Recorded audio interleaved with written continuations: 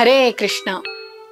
భగవద్గీత 8వ అధ్యాయం 1వ శ్లోకంలో మరియు 2వ శ్లోకంలో అర్జునుడు అడిగిన ప్రశ్నలకు శ్రీకృష్ణ భగవానుడు ఈ విధంగా సమాధానం ఇస్తూ మొదలుపెట్టారు.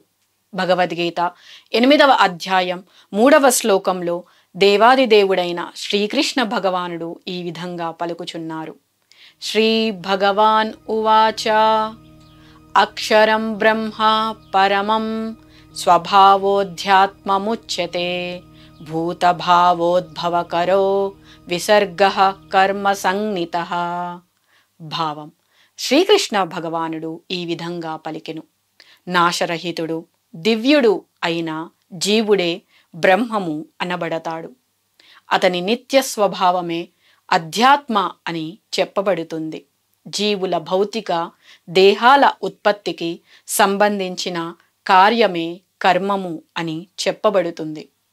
ఈ 8వ అధ్యాయంలో మొదట అర్జునుడు అడిగిన ప్రశ్నలకు సమాధానముగా కృష్ణ భగవానుడు పలుకుతూ, బ్రహ్మము అనగా నాశనము కానిది, అదేవిధంగా శాశ్వతమైనది కూడా.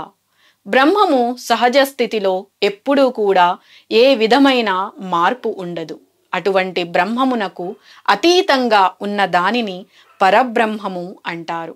బ్రహ్మము జీవునిని సూచిస్తుంది. అలాగే పరబ్రహ్మము దేవాదిదేవుడైన కృష్ణ భగవానుని సూచిస్తుంది.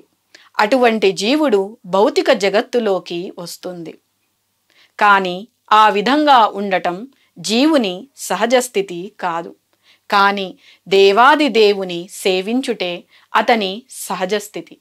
కానీ ఒక్కొక్కసారి జీవుడు ఈ భౌతిక ప్రకృతిపై ఆధిపత్యం చేయుటకు ప్రయత్నించడం ద్వారా అతడు భౌతిక జగత్తులో వివిధ దేహాలను పొందవలసి వస్తుంది. దానినే వైవిధ్యంతో కూడిన సృష్టి లేదా కర్మము అని అంటారు. భౌతిక ప్రకృతిలో అతడు 84 లక్షల జీవజాతుల్లో ఏదైనా ఒక జన్మము తీసుకుంటాడు.